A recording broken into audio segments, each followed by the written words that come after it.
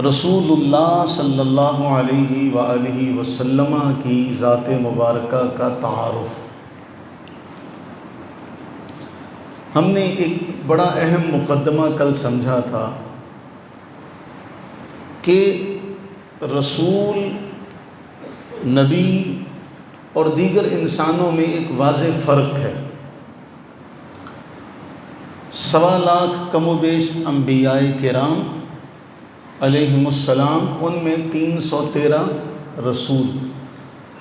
اب انسانوں میں اور اس جماعت میں ایک بڑا واضح فرق ہے، بات کو سمجھیے گا۔ وہ فرق یہ ہے، ہمیں دیکھنے سننے کے لیے جو حواس دیے گئے 5، دیکھنا، سننا، سونگھنا، چکھنا، محسوس کرنا، یہ ہمارے پاس 5 طاقتیں ہیں، حصے ہیں کسی بھی چیز کو جاننے کے لیے۔ پھر اس کے بعد ہمارے پاس مشاہدے کی دولت ہے، ہمارے پاس عقل کی دولت ہے، لیکن یہ سب کا سب ایک دائرے تک محدود ہے۔ ہم سن سکتے ہیں، لیکن شرط یہ ہے کہ ایک بندہ کہے، اگر سارے کہیں گے تو ہم سن۔ اسی طرح اگر شور ہو تو ہم سن نہیں سکتے۔ ہم دیکھ سکتے ہیں، لیکن شرط یہ ہے کہ خارج میں، یہ جو باہر کا ماحول ہے، یہ دیکھنے والا ہو۔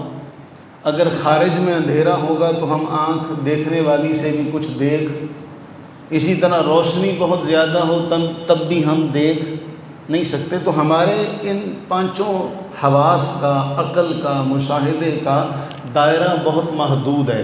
بات کو سمجھیے گا، بہت باریک بات ہے۔ انبیاء کرام علی نبینا وعلیہم الصلاۃ والتسلیم کو اللہ تعالیٰ نے وحی کی دولت سے نوازا ہے۔ وہ جو وحی ہے وہ ان حواس 5 سے، عقل سے اور مشاہدے سے اوپر کی شے ہے۔ ہم کسی آلے کے بغیر یہاں سے کسی دوسرے شہر کے منظر کو دیکھ نہیں سکتے۔ آپ نے کسی دوسرے شہر میں کسی سے بات کرنی ہو تو موبائل کے بغیر بات نہیں کر سکتے، سیٹلائٹ کے بغیر وہاں کے مناظر کو دیکھ نہیں سکتے۔ ہم میں اور اس جماعت میں جو انبیاء اور رسل کی جماعت ہے، ایک فرق ہے جو بڑا واضح ہے، اور وہ فرق کیا ہے؟ وحی کا، کہ انہیں اللہ تعالیٰ وحی سے نوازتا ہے، وحی کے ذریعے ان کی تائید کرتا ہے، وحی کے ذریعے ان کی مدد فرماتا ہے، وحی کے ذریعے انہیں سارے معاملات سے آگاہ کر دیتا ہے جو ہمیں میسر نہیں ہے۔ بات سمجھ میں آ گئی؟ ہم میں اور اس جماعت میں واضح فرق جو ہے وہ کس چیز کا ہے؟ وحی کا۔ اور بھی بہت سارے فرق ہیں، آگے چلیں گے انشاءاللہ، لیکن بنیادی بات یہ ہے کہ ہم عقل و حواس اور مشاہدے کے مالک ہوتے ہوئے بھی وہ وحی کا جو مقام ہے اس تک ہماری دور دور تک کوئی رسائی نہیں ہے۔ اب میں اس انفرادیت کی نشاندہی کرتا ہوں۔ آپ نے کبھی آسمان سے آواز سنی؟ کبھی آپ کو آسمان کے ذکر کرنے کی، آسمان کے رونے کی، آسمان کے آواز کرنے کی آواز آئی کبھی؟ جامع ترمذی کی حدیث ہے 2312، رسول اللہ صلی اللہ علیہ وآلہ وسلم نے ارشاد فرمایا، انی ارا ما لا ترون واسمع ما لا تسمعون، میں وہ دیکھتا ہوں جو تم نہیں دیکھ سکتے، میں وہ سنتا ہوں جو تم نہیں سنتے۔ آ گیا نا فرق؟ کتنا بڑا فرق ہے؟ یعنی عقیدے کے اعتبار سے اس کو اپنے ذہن میں بٹھائیے، اپنے دل میں، دماغ میں اس کو جگہ دیں۔ فرمایا میں وہ دیکھتا ہوں جو تم نہیں دیکھ سکتے، میں وہ سنتا ہوں جو تم نہیں سنتے۔ میں سن رہا ہوں کہ آسمان آواز کر رہا ہے۔ اب یہاں عربی کا جو لفظ استعمال کیا رسول اللہ علیہ السلام نے، اطت السما، الف طا اور تا، اطت السما، اس کے 3 معنی مفتی احمد یار خان نعیمی علیہ الرحمہ نے کیے۔ پہلا معنی یہ کیا کہ آسمان چرچراتا ہے، جس طرح کسی شے کے اوپر وزن ہو تو اس کی آواز آتی ہے، دھمک پڑتی ہے۔ چھت کے اوپر کوئی چلے تو آپ کو محسوس ہوتا ہے، پہلے وقتوں میں جب کچی چھتیں ہوتی تھی تو ان سے آواز آتی تھی۔ ایک معنی ہے اس کا چرچرانا، دوسرا اس کا معنی ہے اللہ کے خوف میں رونا، اللہ کے ذکر میں رونا۔ تیسرا معنی یہ ہے کہ کسی کے ذکر کو سن کر ذکر کرنا۔ 3 معنی ہو گئے۔ یہ تینوں معنی ہی مراد نہیں جا سکتے، اس میں حتمی کون سا معنی ہم نہیں جانتے، لیکن رسول اللہ صلی اللہ علیہ وآلہ وسلم نے فرمایا میں آسمان کی آواز سنتا ہوں۔ اس سے پہلے کیا فرمایا؟ جو میں دیکھتا ہوں وہ تم نہیں دیکھتے، جو میں سنتا ہوں وہ تم نہیں سنتے، میں آسمان کی آواز سنتا ہوں۔ کیوں؟ فرمایا 4 انگلیوں کے برابر بھی آسمان پر جگہ خالی نہیں ہے۔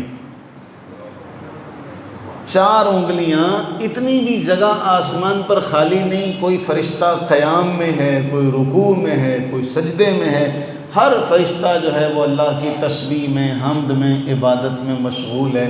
اس لیے آسمان یا تو ان کے وزن سے آواز کرتا ہے، یا اللہ کے ذکر میں روتا ہے، یا ان کو دیکھ کر وہ بھی اللہ کو یاد کرتا ہے۔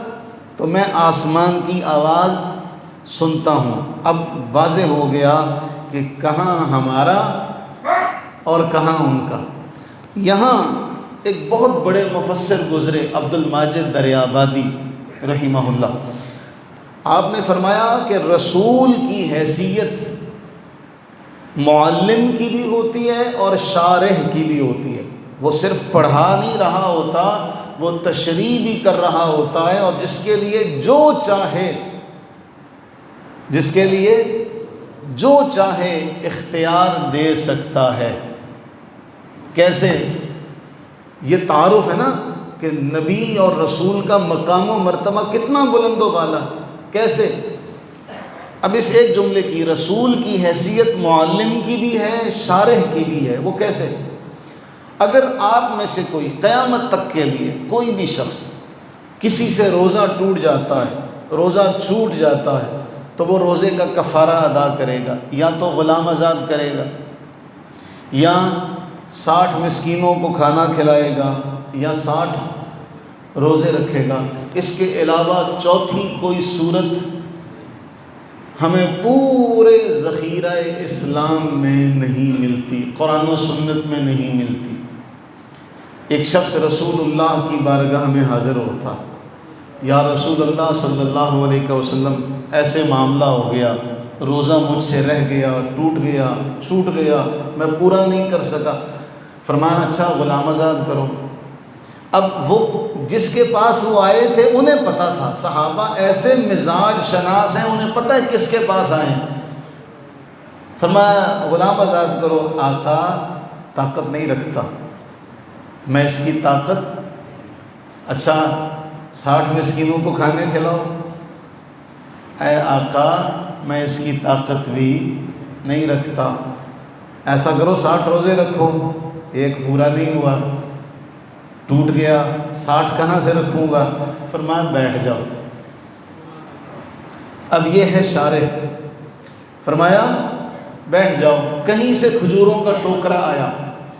فرمایا کہاں ہے وہ سوال کرنے والا، وہ اپنا دکھڑا سنانے والا، وہ سائل کہاں پر ہے؟ اس نے کہا جی میں۔ فرمایا یہ کھجوروں کا ٹوکرا لے جا اور جا کر مدینہ منورہ کے غرباء میں تقسیم کر دے، تیرا کفارہ ادا ہو جائے گا۔ اب آگے سے اس نے ایک اور سوال کیا، قربان جائیں ان کی فہم و فراست پر۔ اس نے عرض کی جی پورے لا بطی المدینہ، پورے مدینہ میں مجھ سے زیادہ غریب ہی کوئی نہیں ہے۔ فرمایا جا اپنے گھر والوں کو کھلا دے، تیرا کفارہ ادا ہو جائے گا۔ یہ ہے شارح، یہ ہے جس کے لیے دین کی جو چاہے تشریح کر دے۔ یہ ہے رسول کی حیثیت، یہ ہے رسول کا مقام و مرتبہ۔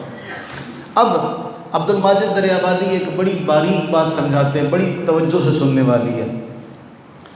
کہا ایک ہے بندہ اور دوسرا ہے اس کا رب، جو ان میں فرق ہے، کہاں بندہ اور کہاں رب کی ذات؟ فرمایا انسانی عقل کو اور وحی کو ایسا ہی فاصلہ ہے، انسانی عقل اور وحی کے درمیان یہی نسبت ہے جو خدا کو بندے سے ہے، اتنا بڑا فرق ہے۔ فرمایا رسول چونکہ وحی کی تائید میں رہتا ہے، وحی کے مدد میں رہتا ہے، اس لیے وہ قدرتاً باریک بین، دور رس، اور اس کی نگاہیں ہم عام لوگوں کی نگاہوں سے کہیں زیادہ آگے ہوتی۔ عبد الماجد دریابادی رحمہ اللہ نے لکھا، اسی لیے تو مولانا ظفر نے کہا تھا کہ جو فلسفیوں سے کھل نہ سکا اور نکتہ وروں سے حل نہ ہوا، وہ راز کملی والے نے بتلا دیا چند اشاروں۔ یہ ایسے نہیں کہا تھا۔ اب قرآن میں ہم اس کا ایک اور منظر دیکھتے ہیں۔ یعقوب علیہ نبینا علیہ السلام، سورہ یوسف کھولیے۔ یعقوب علیہ الصلوۃ والتسلیم اپنے بیٹے کی یاد میں، فراق میں، جدائی میں آنسو بہا بہا کر وہ کیفیت ہو چکی ہے کہ آنکھوں کی بینائی چلی گئی۔ بیٹا وہاں سے قمیص بھیجتا ہے، یہ نبی کا مقام ہے۔ آپ کو پتہ چلے کہ نبی کا مقام اور مرتبہ اللہ نے قرآن میں جو ذکر کیا وہ کیا ہے۔ یوسف علیہ السلام کہتے ہیں اذهبوا بقمیصی، یہ میری قمیص لے جاؤ، علی وجہی، میرے باپ کے چہرے پر ڈالنا، میرے باپ کی بینائی آ جائے گی۔ یہ قمیص میرے باپ کے چہرے پر ڈالنا، باپ کی بینائی آ جائے گی۔ کس سے؟ قمیص سے، اترے ہوئے کپڑے کی یہ برکت ہے، نبی کے وجود سے مس ہوئے کپڑے کی یہ برکت ہے کہ آنکھوں پر لگے تو آنکھوں کی بینائی آ جائے گی۔ اب وہاں سے قمیص چلا، توجہ ہے، وہاں سے قمیص چلا، 8 دن کا فاصلہ ہے۔ کتنا؟ 8 دن کا فاصلہ۔ یعقوب علیہ السلام کہتے ہیں انی لاجد ریح یوسف، اے میرے سامنے بیٹھنے والوں، مجھے یوسف کی خوشبو آتی ہے۔ ادھر بھی نبی، ادھر بھی نبی، قمیص بیچتے ہیں اور یہاں باپ کیا فرماتے ہیں؟ مجھے یوسف کی خوشبو آتی ہے۔ بیٹھنے والوں نے کہا لو، آپ ان کو نہیں پتہ نا، آگے اب وضاحت ہوگی۔ ہم چونکہ عقل میں ہیں، ہم مشاہدے میں ہیں، حواس خمسہ میں ہیں، وہ وحی میں ہیں، وحی کی مدد کے ساتھ ہیں، اور ان کو اللہ کا فضل اپنے خاص اس احاطے میں لیے ہوئے۔ انہوں نے کہا نا نا نا، آپ لگتا ہے عمر زیادہ ہو گئی ہے اس لیے اس قسم کی باتیں کرتے ہیں۔ بہر طور کرتا آیا، کرتا لگا، بینائی آ گئی، اور جب بینائی آ گئی تو یعقوب علیہ السلام نے جملہ کہا، یہ عقیدے میں شامل کریں۔ فرمایا میں نہ کہتا تھا جو میں جانتا ہوں تم نہیں جانتے۔ مقام نبوت۔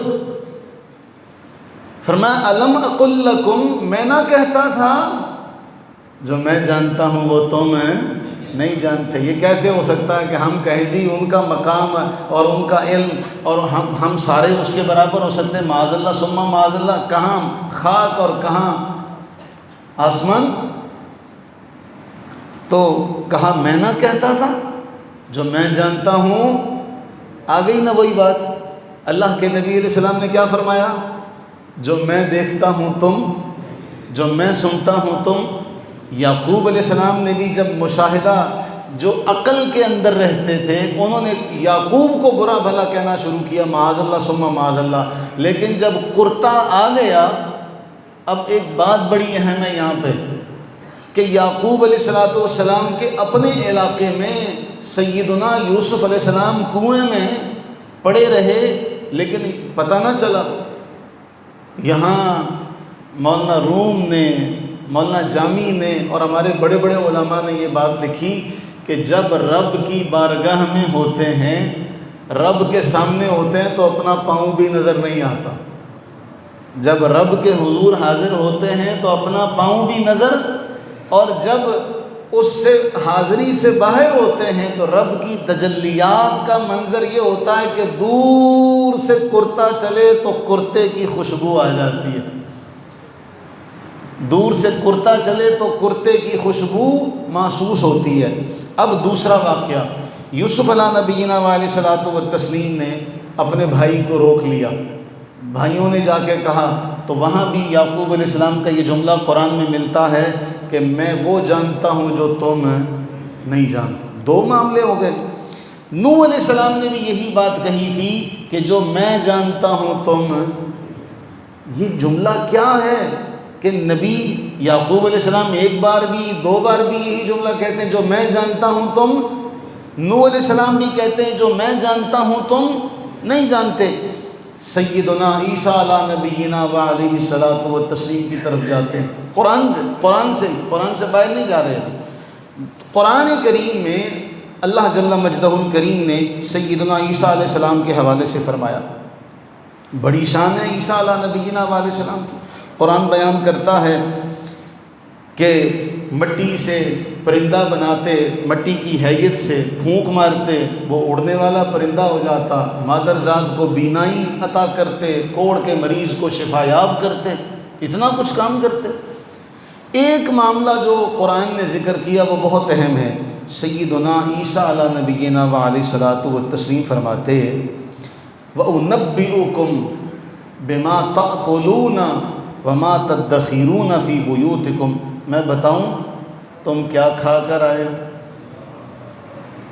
میں بتاؤں تم کیا کھا کر آئے ہو، تم کیا ذخیرہ کر کے آئے ہو، بتاؤں۔ اب یہ علم جو ہے ہم عقل والوں کو نصیب نہیں ہے کہ کوئی کیا کھا کر آیا ہے، کوئی گھر میں کیا رکھ کر آیا ہے۔ عیسیٰ علیہ نبینا علیہ الصلوۃ والسلام ان چیزوں کو جانتے ہیں کہ یہ گھر سے کیا کھا کر آئے ہیں اور گھر میں کیا رکھ کر آئے ہیں۔ یہ ہے اللہ تعالیٰ کی وحی، اللہ تعالیٰ کی تائید، اللہ تعالیٰ کی مدد جو انبیاء اور رسل کو حاصل ہے۔ آگے چلتے ہیں کیونکہ وقت ہمارے پاس بہت مختصر ہوتا ہے اس وقت۔ سیدنا سلیمان علیہ نبینا علیہ الصلوۃ والتسلیم، لشکر جا رہا ہے، اور لشکر جا رہا ہے 3 میل کا فاصلہ ہے۔ کتنا؟ مفسرین فرماتے ہیں 3 میل دور ہیں، مسکرا پڑتے ہیں۔ باقی سارے ساتھی بھی وہاں ہیں لیکن سلیمان علیہ السلام مسکرا پڑے۔ قرآن بیان کرتا ہے، ایک چونٹی کہتی ہے، اے چونٹیوں بل میں چلی جاؤ، کہیں ایسا نہ ہو لا یحطمنکم سلیمان وجنودہ وہم لا یشعرون، کہ وہ لشکر جو آ رہا ہے سلیمان علیہ نبینا علیہ السلام کا، وہ تمہیں روند ڈالے۔ کس نے کہا؟ کس نے کہا؟ اونچی کس نے کہا؟ آپ نے کبھی چونٹی کی آواز سنی ہے؟ کبھی پاس کر لیں تب بھی نہیں آئے گی، اور اللہ کے نبی 3 میل کے فاصلے پر ہیں، بات بھی سن لیتے ہیں، مسکرا پڑتے ہیں، اور مسکرا کر پھر اللہ کا شکر بھی ادا کرتے ہیں کہ یا اللہ تیرا شکر ہے، تو نے مجھے ایسی نعمتوں سے نوازا، انعامات سے نوازا۔ تو سلیمان علیہ نبینا و علیہ الصلوۃ والسلام 3 میل دور سے چونٹی کی آواز سن لیں۔ حضرت عیسیٰ علیہ السلام جو گھر سے کھا کر آ رہے ہیں اس کی خبر دے دیں، جو گھر میں رکھ کر آئے ہیں، ذخیرہ کر کے آئے ہیں، اس کی خبر دے دیں۔ یوسف علیہ السلام کرتا بھیجیں، یعقوب علیہ السلام 8 دن کی مسافت سے خوشبو کو سونگھ لیں، تو پھر امام الانبیاء کا مقام و مرتبہ کیا ہوگا۔ قاضی ایاز، بہت بڑا نام ہے قاضی ایاز مالکی اندلسی، بہت بڑی اتنی بڑی ہستی کہ دیکھنے کے لیے سر اتنا اونچا کرنا پڑے، اتنی بڑی ہستی۔ قاضی ایاز مالکی رحمہ اللہ نے لکھا، اس باب میں یہ جو ایسی باتیں ہیں، اس باب میں احادیث ایک ایسا سمندر ہے جس کی گہرائی کو نہ ناپا جا سکتا ہے نہ اس کا پانی نکالا جا سکتا۔ جملے پر غور ہے، اس بارے میں رسول اللہ صلی اللہ علیہ وسلم کے فرامین ایک ایسا سمندر ہے کہ جس کی گہرائی کو آپ نہیں ناپ سکتے، جس سے آپ پانی نہیں نکال سکتے، اس قدر اللہ کے نبی علیہ الصلوۃ والسلام کے واقعات۔ اب وہ کیا ہیں؟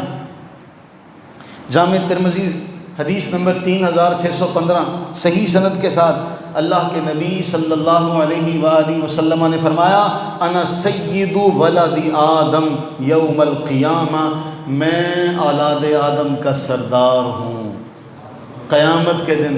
ابھی قیامت آئی، ابھی معاملہ کچھ ہوا، ہمارے پاس حواس خمسہ، نہ عقل نہ مشاہدہ، کچھ بھی نہیں ہے، لیکن ہمارے آقا کریم صلی اللہ علیہ وآلہ وسلم نے ارشاد فرمایا، میں اولاد آدم کا سردار۔ فرمایا حمد کا جھنڈا میرے ہاتھ میں، حمد کا جھنڈا میرے ہاتھ میں۔ سارے نبی آدم علیہ السلام سے لے کر عیسیٰ علیہ نبینا و علیہم السلام تک سارے نبی میرے جھنڈے کے نیچے، سارے نبی۔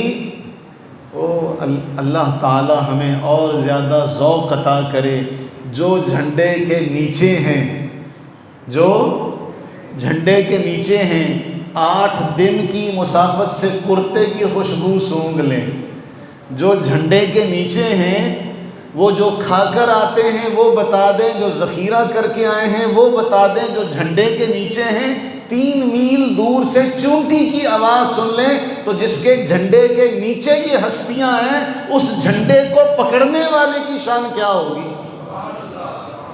اور ایک اور جملہ ذہن میں رکھیے، ہم حدیث شفاعت پر انشاءاللہ پوری ایک نشست رکھیں گے، لیکن طویل نشست ہوتی ہے، یہ باتیں چھوٹے سے وقت میں سمجھ نہیں آتی۔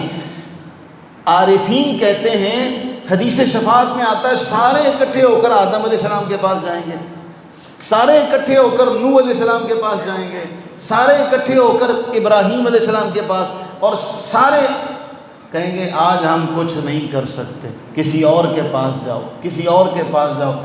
اب یہاں عارفین نے ایک نکتہ بیان کیا کہ وہ جو نوح علیہ السلام کے پاس جائیں گے وہ ہم نہیں ہوں گے، وہ نوح علیہ السلام کی امت ہوگی، ہم کیوں ان کے پاس جائیں گے؟ ہو سکتا ہے؟ نہیں سمجھے؟ نوح علیہ السلام کی امت نوح علیہ السلام کے پاس جائے گی، پھر ابراہیم علیہ السلام کی امت ابراہیم علیہ السلام کے پاس جائے گی، ہم تو آقا کریم علیہ السلام کے امتی ہیں، وہ سارے ہمیں ساتھ لے کر ہم بارگاہ محمدی میں جائیں گے۔ تو یہاں یہ وہ بارگاہ ہے، یہ وہ ہستی ہے کہ دیگر انبیاء کی امتیں بھی ان کی شفاعت کی امید رکھتی۔ اس لیے فرمایا کہ آدم و من سوا جتنے ہوں گے سارے میرے جھنڈے کے نیچے ہوں گے۔ یہ مقام و مرتبہ ہے، یہ تعارف ہے ہمارے آقا کریم سرور عالم صلی اللہ علیہ وآلہ وبارک وسلم کا۔ اور پھر فرمایا میں ان پر فخر نہیں کرتا، میں ان چیزوں پر فخر ہے۔ کتنا بڑا مقام کہ میں اولاد آدم کا سردار، حمد کا جھنڈا میرے ہاتھ میں، سارے نبی میرے جھنڈے کے نیچے، سب سے پہلے میری قبر کھلے گی، لیکن میں ان پر فخر ہے۔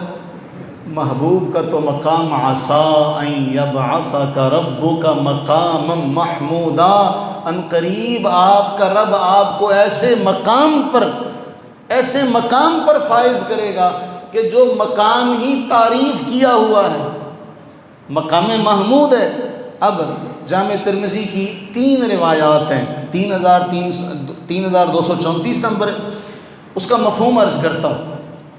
اللہ کے نبی سرور عالم صلی اللہ علیہ وآلہ وسلم ارشاد فرماتے ہیں، میں سویا ہوا تھا، اتانی ربی فی احسن صورہ۔ یہ ایسا ہوا ایک دن بڑی دیر ہو گئی فجر کی نماز کی ادائیگی میں۔ خیر اب وہ بات اور طرف نکلے گی، موضوع کی طرف آتے ہیں۔ اللہ کے نبی صلی اللہ علیہ وآلہ وسلم نے فجر ادا کی۔ فجر ادا کرنے کے بعد صحابہ سے فرمانے لگے، آج میں نے رب کو بڑی احسن صورت میں دیکھا۔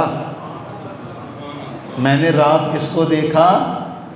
رب کو دیکھا۔ میں نے کس کو دیکھا؟ رب کو دیکھا۔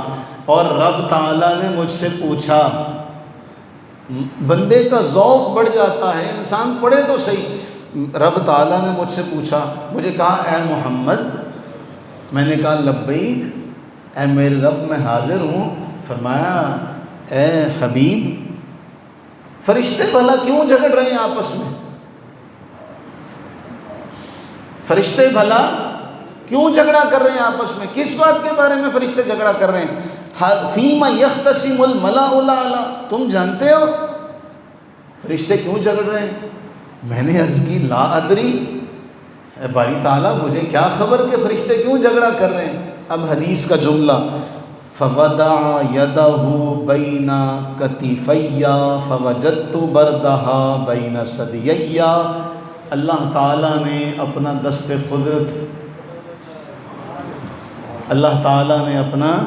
دست قدرت رکھا، میری پشت پر رکھا، میں نے ٹھنڈک سینے تک محسوس کی، میں نے رب کے دست قدرت کی ٹھنڈک محسوس کی۔ جب رب کا دست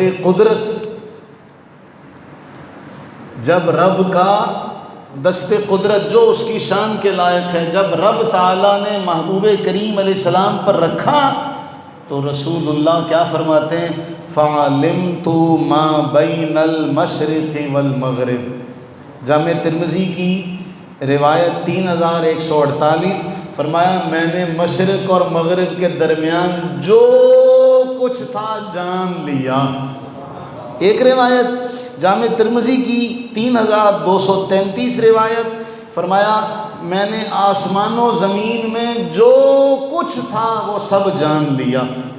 تیسری روایت 3235، فرمایا ہر شے میرے لیے ظاہر ہو گئی اور میں نے ہر شے کو جان لیا۔ کوئی شے رہ گئی؟ میں نے آسمان و زمین، کیونکہ دست قدرت کس نے رکھا؟ جب رب کا دست قدرت محبوب کریم علیہ السلام کے اللہ تعالیٰ نے اپنا ہاتھ رکھا تو کوئی بھی شے محبوب سے چھپی نہیں رہی۔ پھر بخاری اٹھائیے، بخاری کی حدیث نمبر 3192، فرمایا حضرت عمر کہتے ہیں ایک روز حضور کھڑے ہوئے ہمیں خبر دینے لگے کب سے مخلوق بنی، کب سے حضور ہمیں بتانے لگے مخلوق کی ابتدا ایسے ہوئی، مخلوق ایسے بنی۔ حضور نے مخلوق کے آغاز سے بیان کرنا شروع کیا، سارا بیان کرتے رہے، کتنا کرتے رہے؟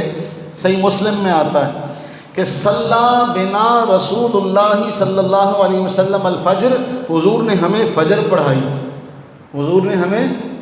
حضور ممبر پر جلوہ گر ہو گئے، حضور شروع سے بتانے لگے جب مخلوق کی ابتدا ہوئی، چلتے بیان کرتے یہاں تک کہ ظہر کا وقت آیا اور حضور ہمیں بیان کر رہے تھے۔ کب سے؟ فجر سے ظہر۔ ہم نے ظہر ادا کی، حضور ممبر سے نیچے تشریف لائے، آپ نے ظہر پڑھائی، حضور پھر ممبر پر بیٹھ گئے، پھر شروع ہو گئے، پھر باتیں شروع ہو گئیں بتانا، پھر حضور نے فرمایا بتایا یہاں تک کہ عصر کی نماز کا وقت ہوا، حضور پھر نیچے تشریف لائے، عصر پڑھی، حضور پھر ممبر پر جلوہ گر ہو گئے، حضور نے پھر بتانا شروع کیا یہاں تک کہ مغرب ہو گئی، فجر سے مغرب ہو گئی۔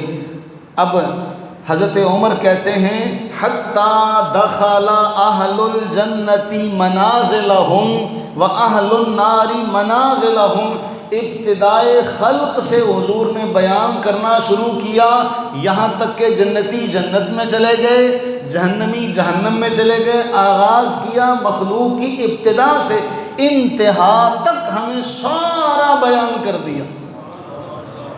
کہا جس نے یاد رکھا، جو بھول گیا، بلکہ ایک روایت میں آتا ہے جب کوئی واقعہ سامنے آتا ہے ہم کہتے ہیں او ہو یہ تو ہمیں حضور نے بتایا تھا، یہ تو ہمیں آقا کریم علیہ السلام نے بتایا تھا، ہمیں یاد نہیں تھا۔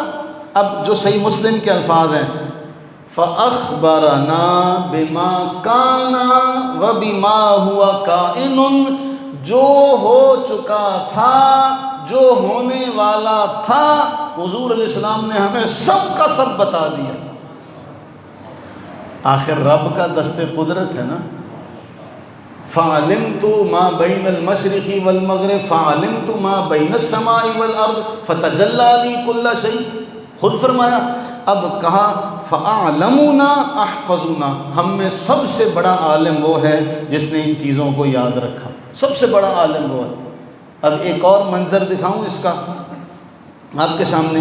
یہ صحیح بخاری میں ہے، صحیح مسلم میں ہے. رسول اللہ صلی اللہ علیہ وسلم سے صحابہ نے کچھ سوال کیے، وہ زیادہ ہو گئے، کچھ ایسی باتیں پوچھ لیں کہ جو مناسب نہیں تھی. اللہ کے نبی سرور عالم صلی اللہ علیہ وآلہ وسلم کو جلال آیا. حضور جلال میں آئے، ممبر پر چڑھے، ممبر پر جلوہ گر ہو کر حضور نے فرمایا میں یہاں ہوں، جاؤ تم میں سے جس کا جو جی چاہتا ہے پوچھے.